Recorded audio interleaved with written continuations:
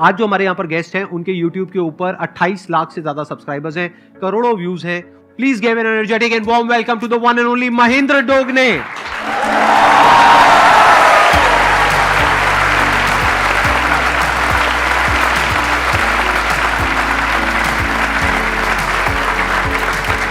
Please. मेरा नाम महेंद्र दोगने है और मैं मध्य प्रदेश के सबसे छोटे डिस्ट्रिक्ट हरदा से बिलोंग करता हूँ और अभी भी वहीं पर रहकर सारी चीज़ें कर रहा हूँ, सारे काम कर रहा हूँ। मेरे पिताजी एक मैकेनिक है। मैं सेशन सुन रहा था शायद मनोज का, और उसमें उनके पिताजी शायद बाइसिकल रिपेयर करते थे। राइट। तो मेरे पिताजी जो है बाइक रिपेयर करते थे और अभी भी करते हैं, और मैंने वहीं से शुरुआत की। तो मैंने भी बचपन से लेकर लगभग आधी जवानी तक वहीं पर बाइक भी रिपेयर की है और वहीं से बहुत कुछ सीखा है मैंने। तो आपने अपनी ये YouTube की जर्नी कब शुरू करी, कितने साल हो गए? YouTube की जर्नी मैंने काफ़ी लेट शुरू करी, लगभग 2018, मतलब 1 जनवरी 2018 को हमने कसम खाई थी कि ठीक है अभी फोड़ते हैं, मतलब इस टाइप का थोड़ा सा। तो 4 साल हुए हैं आपको कसम खाए हुए? जी। और सब्सक्राइबर जो है 28 लाख सिर्फ YouTube के एक चैनल पर है। हमारे 2 चैनल है, एक चैनल और है MD मोटिवेशन जो हमने शुरुआत में किया था, तो उस पर है 1.8 मिलियन, इस पर है 2.8 मिलियन। YouTube वाला जो आपने शुरू किया 4 साल पहले, उसके पीछे मोटिवेशन क्या थी, वो कहाँ से आइडिया आया आपको? इंडिया में बहुत ज्यादा मोटिवेशनल स्पीकर उस समय जैसे सर कर रहे थे वैसे नहीं थे। मतलब सर ने भी शुरुआत शायद 2011-12 में की थी आपने? 12 में करी। तो उससे पहले मैं एंथोनी रॉबिन्स को बहुत सुना करता था। तो एक दिन मैं सुबह सुबह देख रहा था कि एक वीडियो आया मेरे सामने, 2012 की शायद वो बात है, और वो वीडियो संदीप भैया का था, जो कि मैंने देखा और मैंने कहा अरे इंडिया में भी ऐसा कोई कर रहा है या कुछ तो हो रहा है ऐसा। जब भैया ने ये वीडियो डाली उसके बाद समझ में आया कि अच्छा, और ऐसा होता है कई बार कि जब आप छोटे होते हैं तो कोई ना कोई एक व्यक्ति ढूंढ रहे होते हैं, आइडल ढूंढ रहे होते हैं, ऐसा भी कह सकते हैं हम, कि कोई व्यक्ति एग्जैक्टली कुछ कर रहा है क्या वैसा। तो मुझे दिखा कि अच्छा ये कर रहे हैं, तो मैंने सोचा क्यों ना मैं भी करूं, और मैंने डिसाइड किया कि finally I am ready to be a life coach और मोटिवेशनल स्पीकर। कितने टाइम बाद आपको सक्सेस मिली सिर्फ YouTube पे? 3 से 4 महीना लगा था मुझे, क्योंकि अच्छा। मुझे बहुत ज्यादा कॉन्फिडेंस था कि ऐसे लोग यदि मार्केट में चल रहे हैं तो मैं तो बहुत अच्छा फोड़ सकता हूँ। ऐसे आपने उधर इशारा क्यों किया, मेरी तरफ क्यों किया? आपके जैसा नहीं। ऐसे लोग अगर चल रहे हैं ऐसे तो पता नहीं क्या कर सकता हूँ। नहीं, ऐसे लोग नहीं सर। मैंने तुरंत मोटिवेशनल स्पीकर बनने के बारे में नहीं सोचा। मतलब मुझे पता था कि पोटेंशियल है मेरे अंदर, और मुझे बोलना बड़ा अच्छा लगता था। मतलब मैं जब बोलता था तो लोग सुनते थे, और वो जो कनेक्शन होता था, जैसे भैया करते हैं कि जब आप भैया बोलते हैं और आप लोग हंसते हैं तो इनके अंदर क्या फील हो रहा होगा वो आप सोच भी नहीं सकते हैं, है ना। और हर बार वही चीज इनको यहां पर आने के लिए मोटिवेट करती है, या वही चीज इनको एनर्जी देती है, पावर देती है। तो वही सेम फीलिंग मेरे साथ भी होता था कि जब मैं स्टेज पे होता था, छोटे छोटे स्टेज थे उस समय, जब मैं कोचिंग चला रहा था तो बहुत छोटा स्टेज होता, 200-300 बच्चे बैठते थे वहां पर, लेकिन जब वो हंसते थे मेरी बातों पर, इंजॉय करते थे उस बात को और डीप चले जाते थे। मतलब जो लास्ट सेशन हुआ था मेरा अभी 2-3 महीने पहले, यदि मैं उसका टाइमिंग बताऊंगा तो आप आश्चर्यचकित रह जाएंगे। मैं 6 घंटे स्टेज पे था, सिर्फ 15 मिनट का ब्रेक लिया था और कोई भी जाने को तैयार नहीं था। क्या बात। तो 6 घंटे मैंने रेगुलर बोला है। तो 6 घंटे कोई व्यक्ति किसी को सुन सकता है क्या? किसी का गर्लफ्रेंड या बॉयफ्रेंड होंगी तो वो भी बोर हो जाते हैं, अरे पका मत ना, अभी रखना फोन, इतना क्या है ना। एक समय में बात करने के बाद शुरू में तो बड़ा मजा आता है, हाँ हेलो जानू।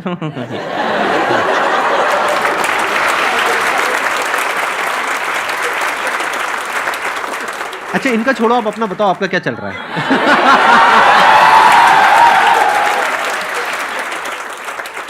आपका भी क्या स्टेटस है? मेरा स्टेटस सिंगल है और मैंने शादी नहीं की है। Ready to mingle? नहीं। अच्छा। ओके, हाँ। क्योंकि मैंने जो है अपने ये जो मैंने अभी लक्ष्य रखा है अपने लिए और सोसाइटी के लिए, उससे ही अभी तो मैंने शादी कर ली है। और लक्ष्य क्या है? तो लक्ष्य के अंदर ये 5 उंगलियां हैं। यदि 5 उंगलियां आपने क्लियर कर ली अपनी लाइफ में, तो आप जितनी भी हमारे सेशन सुनते हैं शायद आपको उनको सुनने की जरूरत नहीं पड़ेगी, और आप अपनी लाइफ में वहां होंगे जहां आप एक्चुअल में पहुंचना चाहते हैं। तो ये 5 फिंगर्स क्या है, मैं बहुत सिंपल तरीके से बता देता हूं। सबसे पहले इस पहली फिंगर को कंप्लीट करना है, और ये पहली फिंगर है वो आपकी हेल्थ की है। आप सारी चीजें भूल जाओ, सबसे पहले अपने हेल्थ का स्टेटस पता लगाओ कि आपकी हेल्थ कैसी है। हेल्थ ठीक नहीं है तो कुछ भी नहीं है।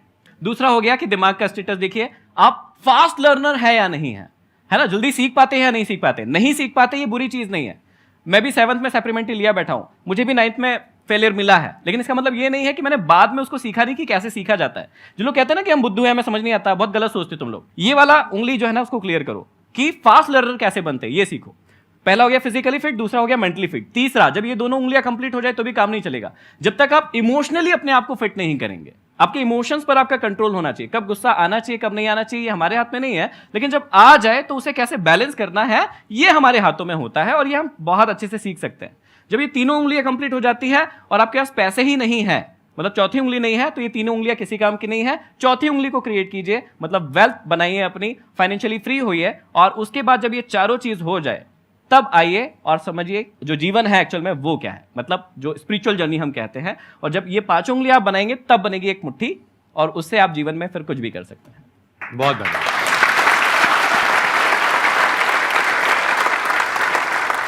मेरा क्वेश्चन है कि आप मतलब हर टाइम पॉजिटिव कैसे रहते हैं? जैसे मैं मोटिवेशनल स्पीकर हूं तो कई लोग मुझसे पूछते हैं, पता नहीं क्यों पूछते हैं, कि भैया आप हमेशा ही एनर्जेटिक रहते हो, हमेशा ही आपके अंदर आग रहती है, फायर रहती है, ताकत रहती है, तो क्या ऐसा हो सकता है, पॉसिबल है क्या? ये नहीं है, अप्स एंड डाउन्स होते रहते हैं। तो मेन चीज ये है कि आपने जो पूछा है कि हमेशा पॉजिटिव कैसे रहना है, क्यों रहना है, वो पता कर लो पहले। कैसे रहना है उसके बहुत सारे तरीके हैं। जैसे मैं पर्सनली अपने लिए यूज करता हूं कि जब मैं किताबें पढ़ता हूं तो मैं अपने आप को बहुत ज्यादा पॉजिटिव महसूस करता हूं, उसके बाद बहुत सारे दिनों तक मैं पॉजिटिव रहता हूं। म्यूजिक एक बहुत इंपॉर्टेंट रोल प्ले करता है पॉजिटिव रहने के लिए। तो कई बार आप जब म्यूजिक सुनते हैं, आप में से कई सारे लोग म्यूजिक सुनते होंगे और अपने आप को रिलेट कर पाते होंगे उससे, तो वो भी एक बहुत अच्छा सोर्स है कि आप अपने आप को पॉजिटिव रख पाए। लेकिन मेन चीज ये है कि पहले पता तो कर लो कि आपको पॉजिटिव रहना क्यों है, किस लक्ष्य के लिए रहना है। या यहां पर ना एक चीज यदि हम करवा सके कि बहुत सारे लोगों का एक कॉमन क्वेश्चन रहता है जो मेरे साथ तो बहुत पूछा जाता है, मुझसे पूछा जाता है कि ना हमें पता नहीं चल रहा है कि हमें करना क्या है, हाँ या ना? तो इसका जवाब दे सकते हैं क्या हम लोग? दे दे फटाफट। तो कुछ एक छोटी सी एक्टिविटी करवा सकते हैं क्या? हाँ, ठीक है ठीक है, दो लोग कोई भी आ जाओ स्टेज पर। आपका शुभ नाम क्या है? देव है। आपका? मोहित। यहां पर खड़े। तो अब आपका नाम ना देव नहीं है थोड़ी देर के लिए, आपका नाम देवयानी है। क्या है? तो मोहित आपको क्या करना है, ये देवयानी है, ये आपका लक्ष्य है। क्या है? लक्ष्य। हाँ, इसको आपको पाना है। चलो पालो फटाक से, चलो जल्दी चलो, चलो पालो पालो। अरे नहीं, भागना नहीं है, आप यही कर रहे हो, भाग रहे हो, यही कर रहे हो। जाइए थोड़ा और पास जाइए, आंखों में आंखें मिलाइए, हाँ गले मिलिए थोड़ा सा। हाँ, बस जा रहे। अभी देखिए बहुत सिंपल था कि इनका लक्ष्य जो है वो एकदम इनके सामने था, और क्या हुआ, इन्होंने उसको पा लिया। अब इनकी आईज क्लोज कर देते, ये चश्मा उतार लीजिए। तो अभी जो है वही लक्ष्य है। लक्ष्य क्या है? देवयानी। इनका लक्ष्य है, लेकिन अब इनको पाना है देवयानी को। ठीक है, आप मम्मी की कसम है, आपको ना आंखें नहीं खोलना है। ठीक है, चलो ठीक है, रेडी? पाए? चलो आराम आराम से चलो, धीरे धीरे भाई।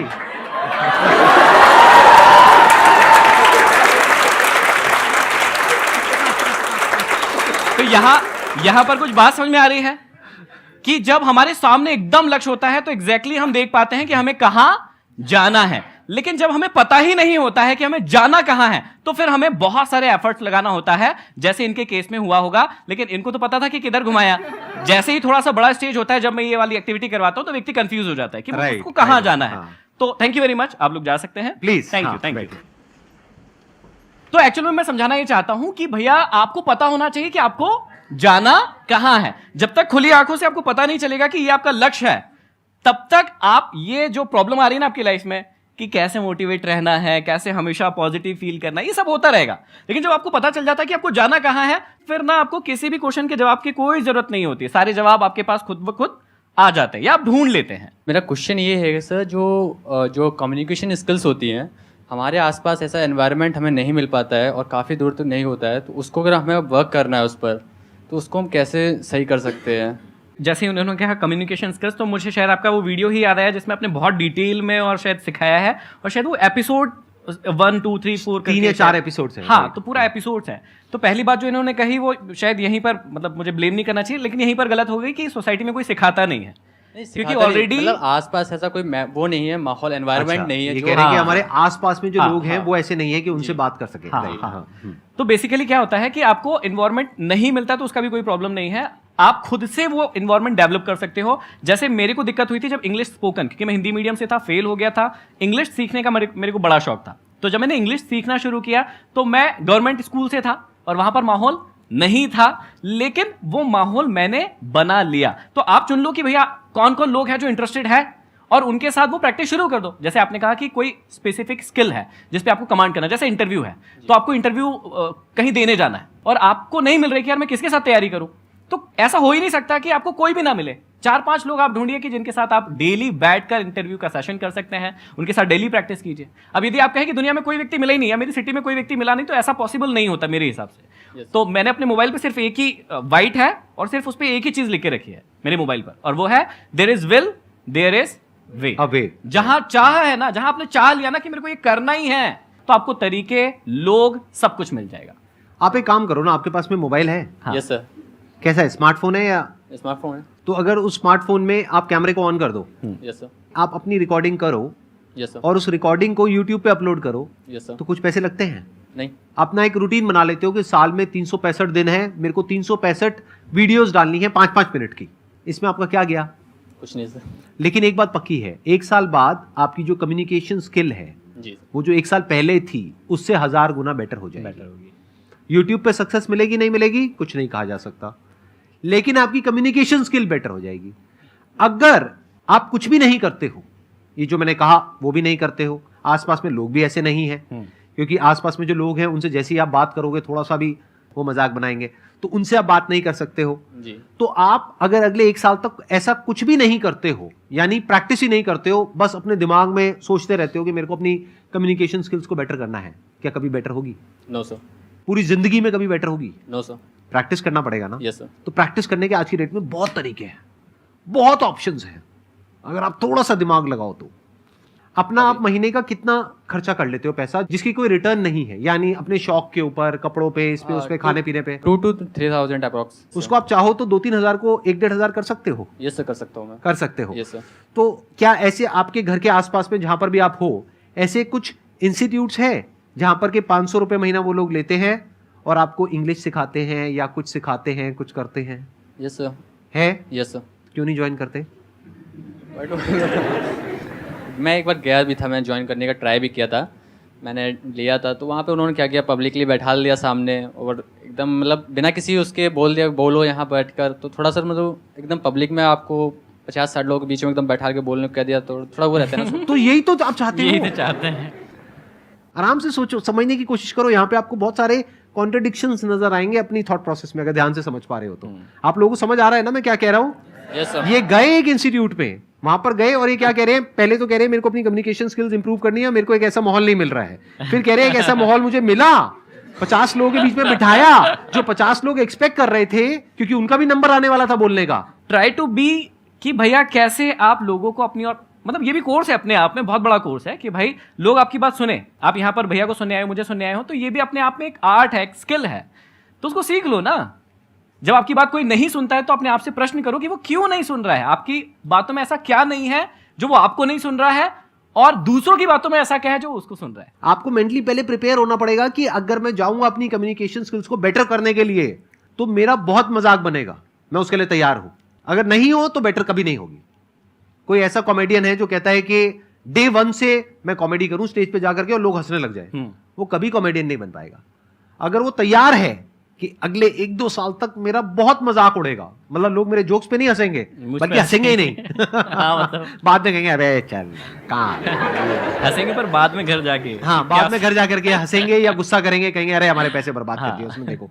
राइट? अगर वो कॉमेडियन अपना मजाक बनवाने के लिए तैयार नहीं है तो वो कभी भी एक अच्छा कॉमेडियन नहीं बन सकता है। जैसे फॉर एग्जांपल आज मैं एक लेवल पर हूं as far as public speaking is concerned, right? जी। मेरे भी कुछ सेशंस होते हैं जिसमें करने के बाद में हो सकता है आपको तो अच्छा लगे, मुझे खुद को अच्छा नहीं लगता है। हाँ।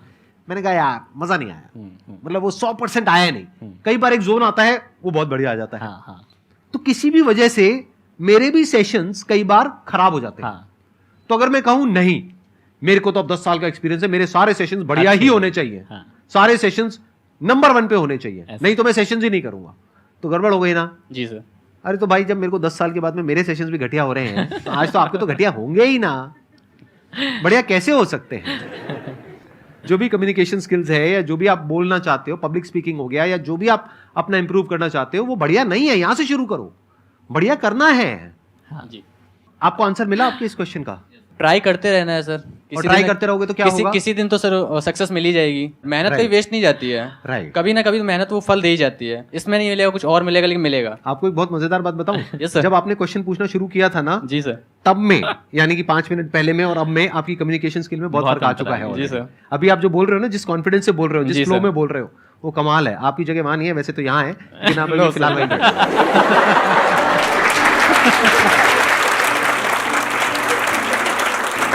Thank you so much for coming. Thank you, sir. It means a lot to me and to everybody here. Thank you. I'm sure आप लोगों को बहुत कुछ सीखने को मिला होगा.